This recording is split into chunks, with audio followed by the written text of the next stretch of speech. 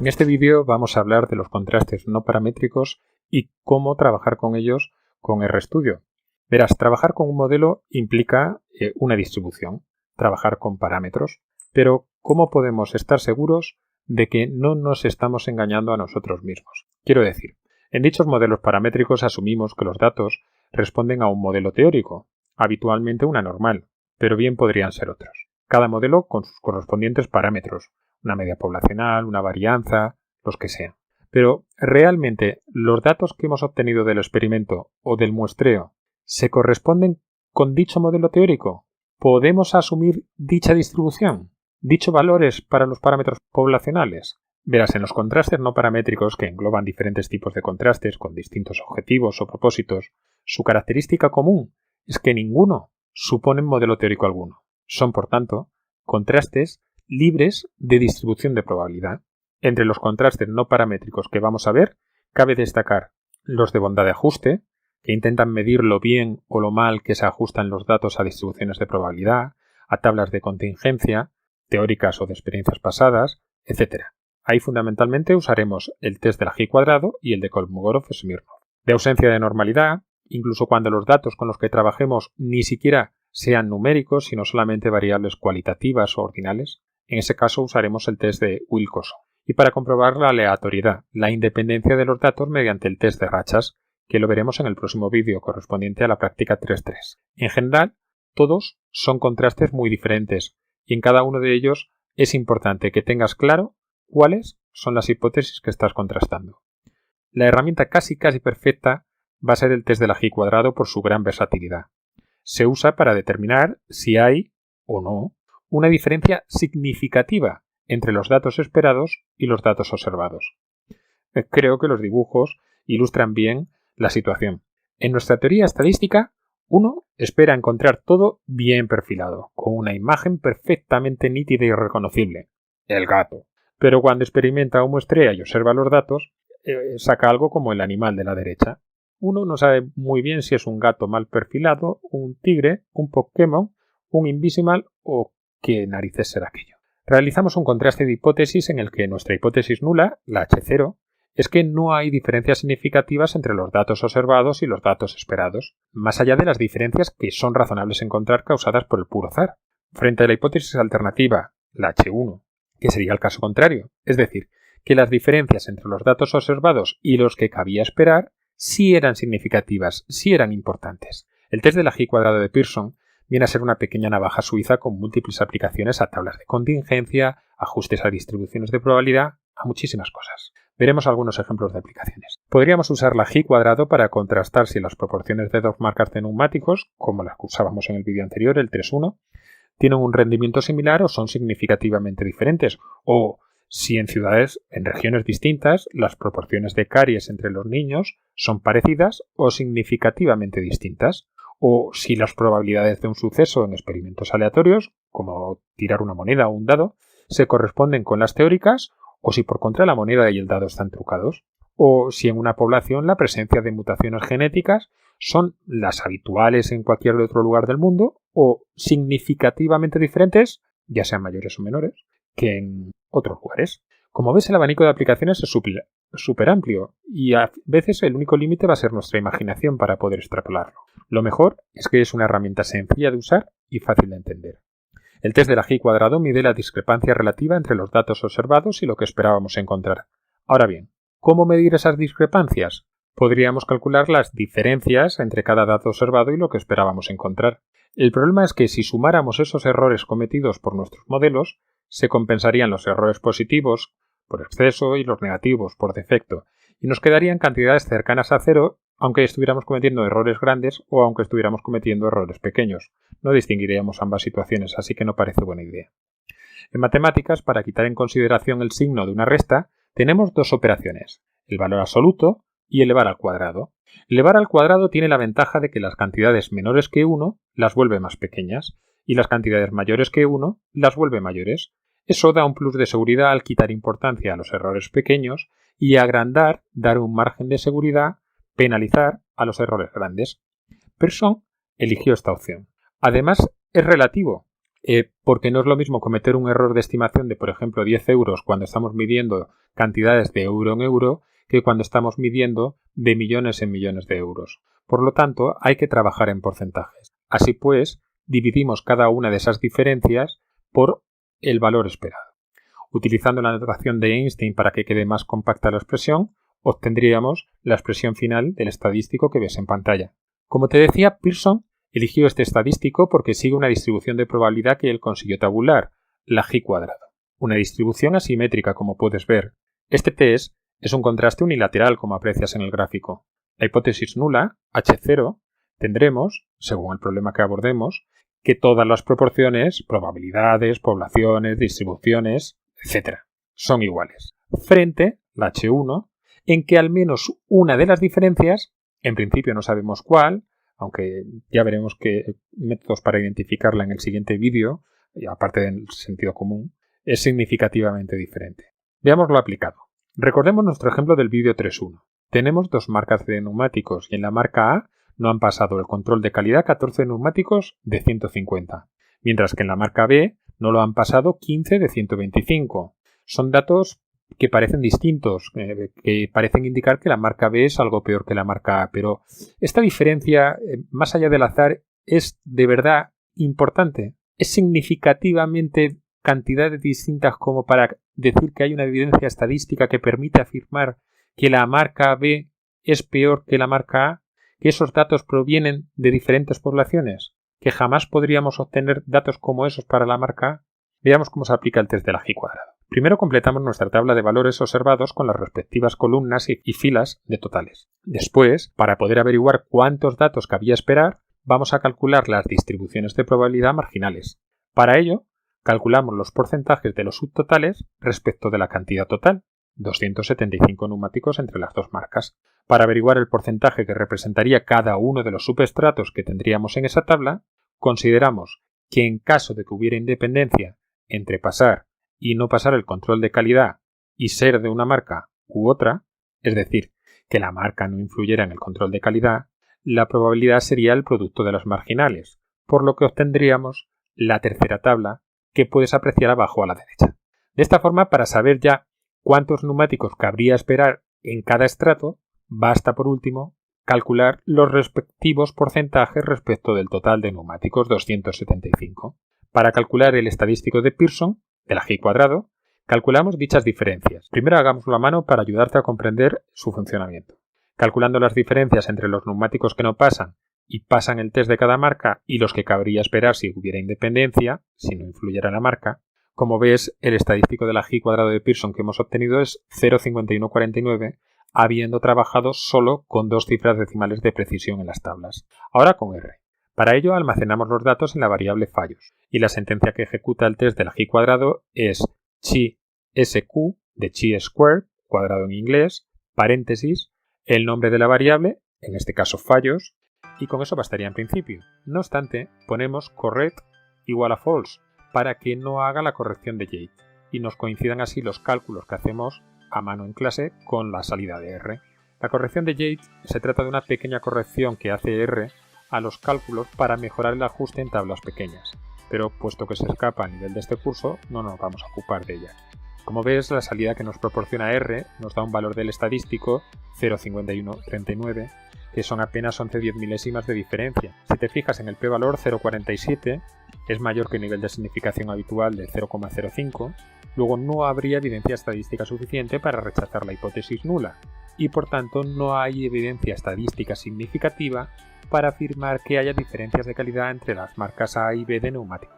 Veamos ahora un ejercicio pero con más de 2 proporciones. Tenemos un estudio sobre caries en 4 zonas, donde se ha fluorado el agua potable como tratamiento preventivo anticaries. Queremos saber si ha habido diferencias significativas en la prevalencia de la caries de las 4 regiones. Primero definimos el contraste. En la hipótesis nula tenemos que las 4 poblaciones tienen la misma proporción de caries frente a la hipótesis alternativa. Hay diferencias significativas, al menos una es diferente a las demás. Segundo, construimos las tablas completas con las filas y columnas de totales. En este caso, 160 de 480 es un tercio y 120 de 480 es un cuarto. Eso facilita mucho en los cálculos. Para realizar el ejercicio en R, almacenamos los datos en una variable, caries, con formato tabla, combinando por filas, row bind, y aplicamos el test del ají cuadrado. Al ser una tabla mayor que 2×2, no es necesario añadir la opción correct igual a false.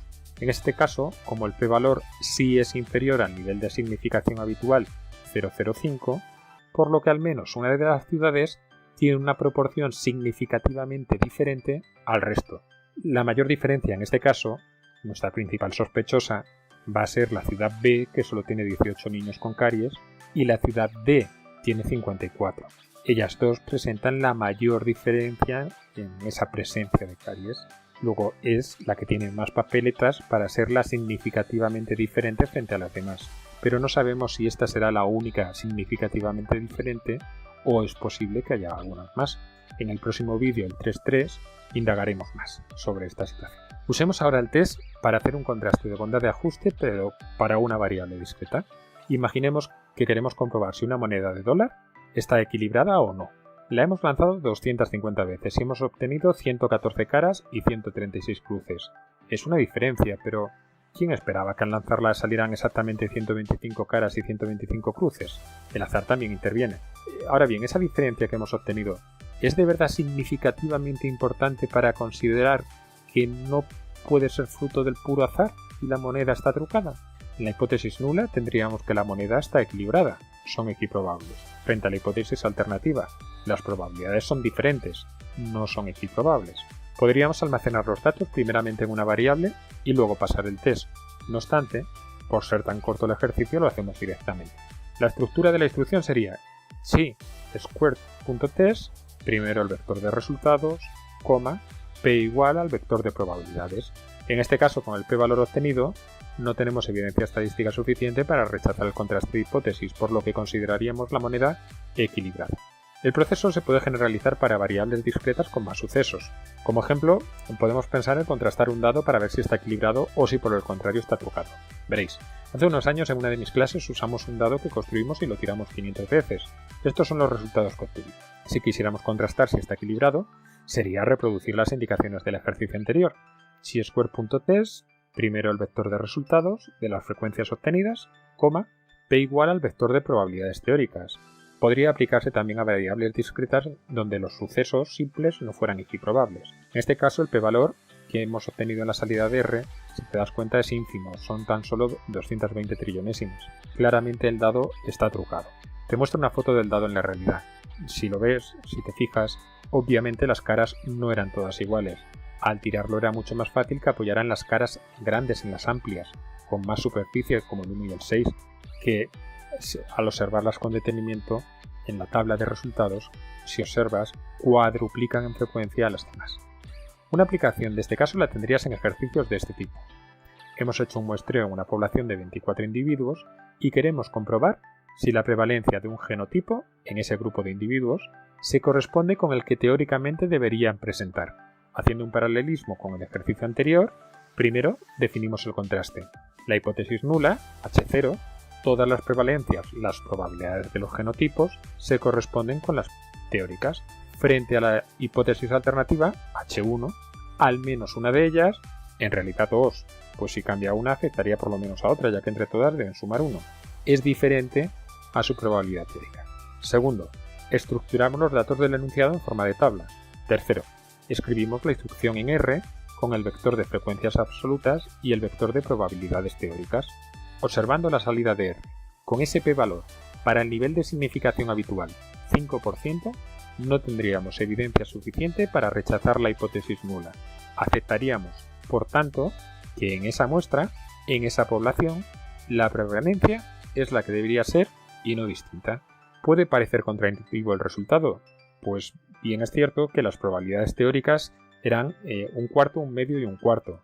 Que en una muestra de 24 nos daría que esperaríamos encontrar 6, 14 y 6 personas con cada genotipo. Y hemos encontrado con unas frecuencias de 10, 10 y solo 4 desviaciones del 40 y 50%. Pero el test no solo tiene en cuenta las proporciones, sino también el tamaño de la muestra. Para valores de n pequeños, como este caso, subir o bajar una persona en un grupo supone variaciones porcentuales muy grandes, y en realidad solo es una persona más. Puede ser debido al simple azar. La g cuadrado, como ves, tiene multitud de aplicaciones. No obstante, si lo que queremos es hacer un contraste de bondad de ajustes para variables continuas, tendremos que utilizar el test de Kolmogorov-Smirnov. En él contrastamos si la función de distribución proveniente de los datos, haciendo las frecuencias relativas acumuladas de la muestra, es o no igual a la función de distribución teórica del modelo que estemos contrastando, la normal, la exponencial, la que sea. En el gráfico, la gráfica roja sería la función de distribución teórica, la frecuencia absoluta acumulada, y la azul sería la función de distribución muestral. La flecha negra que aprecia sería el estadístico del 3, que sería la mayor diferencia, la mayor distancia entre ambas gráficas. La distribución en R es muy fácil de implementar. ks.test, ks por Kolmogorov-Smirnov, y entre paréntesis la variable, coma, la distribución teórica entre comillas, si es un modelo normal P normal, si es uniforme P unif, si es exponencial P exp, y así con el modelo que queramos contrastar, coma, y después los parámetros de distribución de la distribución que queramos contrastar en cada caso. Veámoslo con ejemplos. Verás, a veces uno es tan guapo que todo lo que se prueba le queda bien, ¿no? Pues eso mismo le puede pasar a tu dato. Mira, si recuerdas, de nuestro anterior vídeo teníamos el fichero motorbikes que habíamos cogido del aula virtual con dos variables que tenía dentro, sample1 y sample2. Si coges la variable sample1, puedes hacer un histograma con ella. Como ves, R decide hacer los grupos de 5 en 5 y prácticamente todos los grupos tienen la misma frecuencia. Estos datos podrían ser compatibles con una distribución uniforme de parámetros los extremos del intervalo, porque todos los valores a lo largo del intervalo parecen tener la misma probabilidad. Si por contra haces tú un histograma, pero en este caso le pides a R que solamente haga 3 puntos de rotura en el rango, te saldrán 4 grupos. Verás que hay simetría, y la mayoría de los datos están en los grupos centrales. Te podrías plantear entonces si los datos provendrán de una normal de media a media de los datos y varianza la cuasi varianza de los datos. Por último, si le pides que haga un histograma pero eligiendo los puntos de rotura adecuadamente, pues podrías obtener un histograma donde los grupos van teniendo una frecuencia decreciente. Entonces te podrías plantear si provienen de una distribución exponencial. Es decir, tienes unos únicos datos, pero tienes 3 posibles trajes que probarles a ver a cuál de estos trajes, cuál de estos atuendos se adapta mejor a ellos. Si realizas el test de Kolmogorov-Smirnov en R contrastando si la variable sample1 del dataset motorbikes corresponde a cada uno de ellos, tendremos que ejecutar la instrucción de R para el primer modelo, ks.test, motorbike $sample1, coma, entre comillas punif, porque vamos a probar si provienen de una distribución uniforme. Como los parámetros del no uniforme son su valor mínimo y el máximo, pues por ejemplo, min igual a 278, max igual a 307. Con el p-valor obtenido sensiblemente mayor que el nivel de significación 0,05 habitual, no habría evidencia significativa suficiente para rechazar la hipótesis nula. No habría evidencia para descartar que esos datos provengan de una distribución uniforme de ese intervalo. Si realizas el test contrastando ahora si provienen de una normal, la instrucción será ks.test, motorbike $sample1, y entre comillas pnorm, min igual a 290, sd igual a 10. Utilizo esos valores porque si haces un summary de la variable, pues verás que esos son los parámetros que salen. Con el p-valor obtenido tampoco hay evidencia estadística suficiente para descartar que esos datos provengan de una distribución normal de media 290 y desviación típica 10.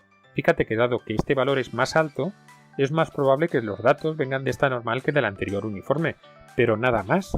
Según lo que estemos estudiando y lo que nos convenga, podríamos asumir un modelo u otro, pues probabilísticamente hablando no podemos descartar ninguno de los dos. A veces te quedan bien dos trajes, uno te puede quedar mejor que el otro, pero los dos te valen.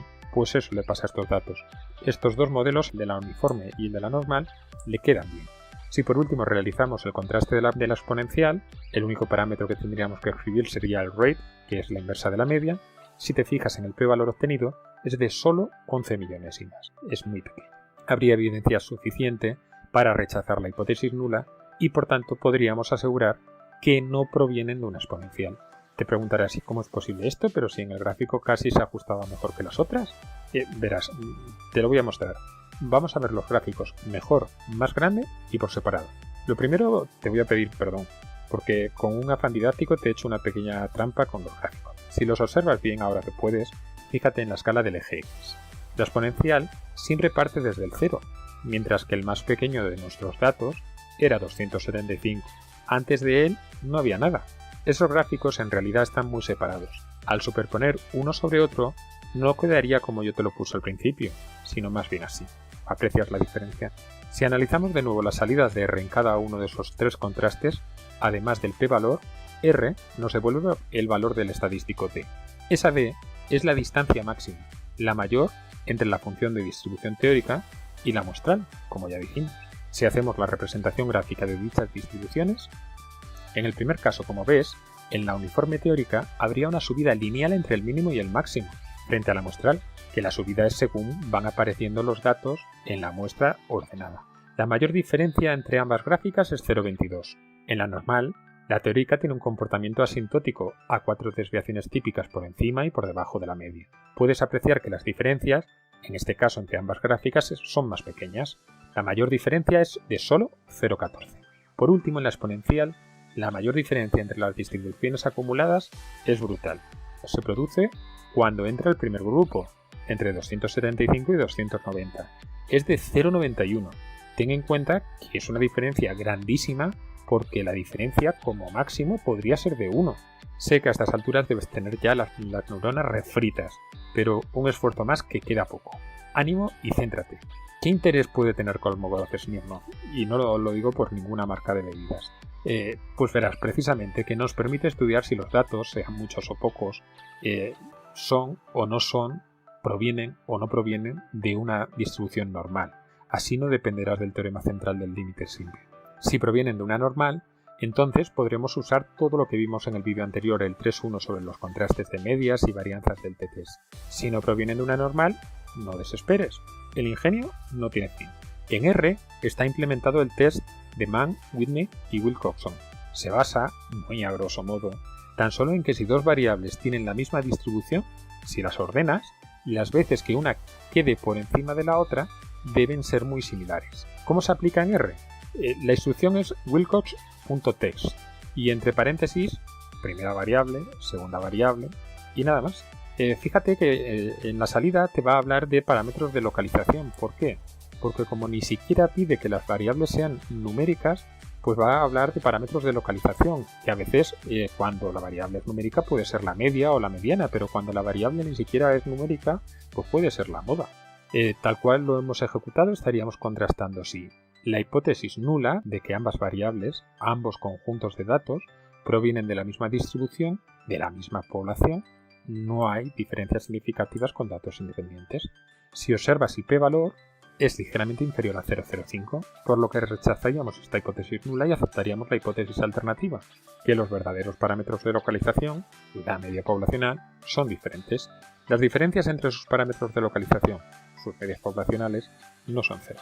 Si los datos hubieran sido pareados, deberíamos haber incluido esa opción en la instrucción. En ese caso, como ves, el p-valor saldría ligeramente superior a 0,05. En ese caso, no rechazaríamos, con ese nivel de significación, la hipótesis.